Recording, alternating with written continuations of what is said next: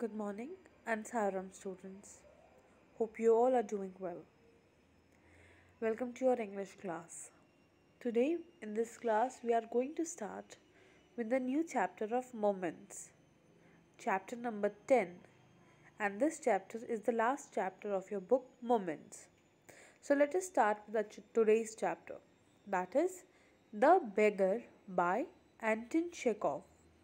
Anton Chekhov. Who is Anton Chekhov? Anton Chekhov is a Russian writer who was born in the year 1826 and died in 1904.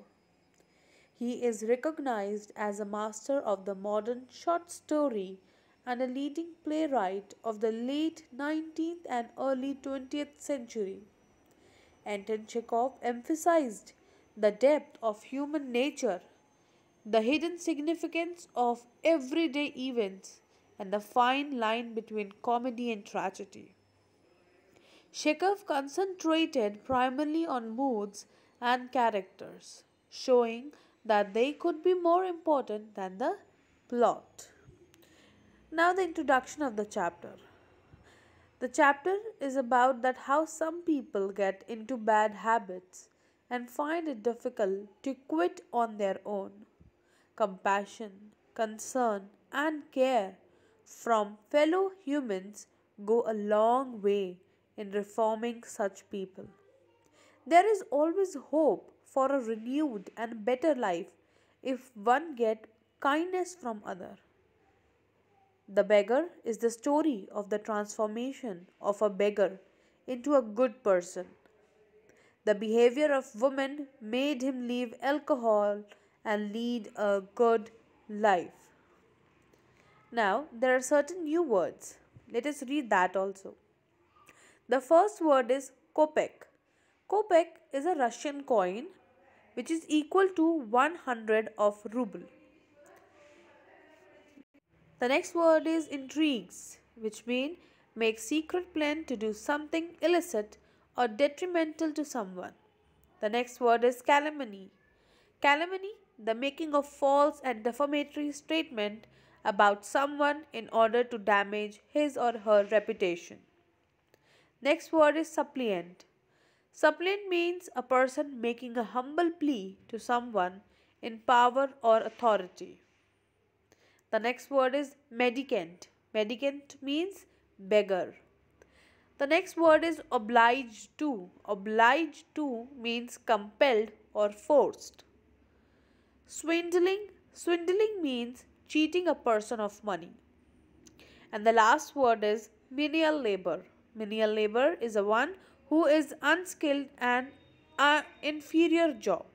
So these were the new words. Now let's move on to the lesson and explanation. The lesson starts with, kind sir, have pity. Turn your attention to a poor hungry man. For 3 days I have had nothing to eat. I haven't 5 kopecks for a logging. I swear it before God. For 8 years I was a village school teacher and then I lost my place through intrigues. I fell a victim of calumny. It's a year now since I have had anything to do. So what here a man is begging in front of a person. What he is saying?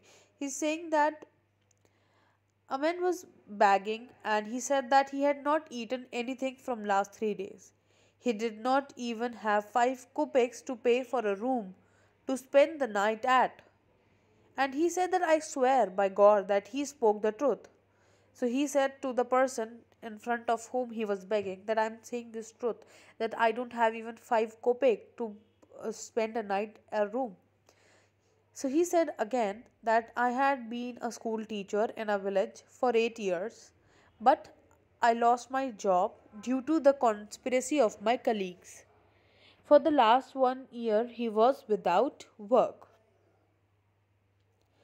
So the next stanza is, the advocate Sergi looked at the ragged, fawn colored overcoat of the suppliant, at his dull, drunken eyes, at the right spot on either cheek, and it seemed to him as if he had seen this man somewhere before. So now the beggar who was begging he was begging to an advocate, and his name was Sergi. So, an advocate named Sergi was the man in front of whom the beggar was begging. So he said, an advocate named Sergi looked at the light brown colored coat of the beggar. So first thing what he noticed that he was wearing, the beggar was wearing a brown color coat. The next thing he noticed that the beggar had dull and drunken eyes. And the next thing he noticed that there was a red spot on his cheeks. And after seeing such things, Sergi realized that he has seen this beggar somewhere before also. So what he says, let us see that. I have now had an offer of a position in the province of Kaluga. The mendicant went on. But I haven't the money to get there. Help me kindly. I am ashamed to ask, but I am obliged to by circumstances.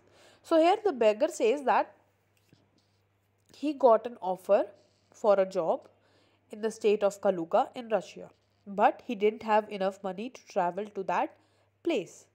So now he says that I wanted help, though he felt ashamed for asking for a help, but still the circumstances are such that he have to beg in front of people to ask for money. Now Sergi's eye fell on the men overshoes. Now what next thing Sergi noticed, because he was an advocate, he has that habit to notice each and everything. So the next thing what he noticed was that the men overshoes, one of which was high and the other was low, and he suddenly remembered something. So Sergi saw the men's shoes, and both of them have the varying in the heel sizes. And after seeing this, he remembered something. Look here, it seems to me I met you the day before yesterday in Sadovia Street, he said. But you told me then that you were a student who had been expelled and not a village school teacher. Do you remember? So here now Sergi remember that he has seen this beggar somewhere else also, and on that day he made a very different excuse what he is making today. So what he said now, he said that the day before, the previous day, he had seen the same beggar at Sadovia Street, and you made that you were a student who were removed from the institution and not the school teacher. Do you remember this? So the beggar said, no, no, that can't be so, mumbled the beggar, taken aback. I am a village school teacher, and if you like, I can show you my papers.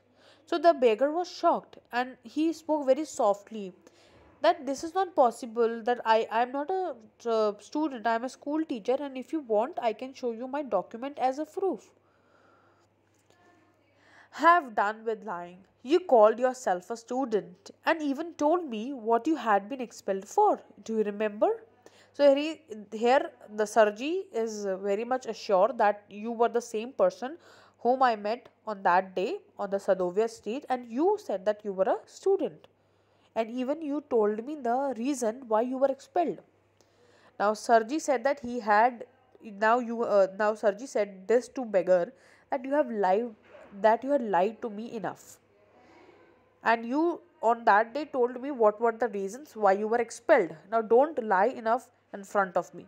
The Sergi flushed and turned from the ragged creature with an expression of disgust. So what happened? Sergi now he is full of anger and he walked away from the beggar. This is dishonesty, my dear sir, he cried angrily. This is swindling. I shall send the police for you. Damn you. So he screamed that the beggar was dishonest, he was a cheat, and Sergi would hand him over to the police. So these were the lines he said, that you are dishonest, because he was in very much anger. So he cried that he shouted him at loudly that you are dishonest, my dear sir, and this is all what you are doing is wrong.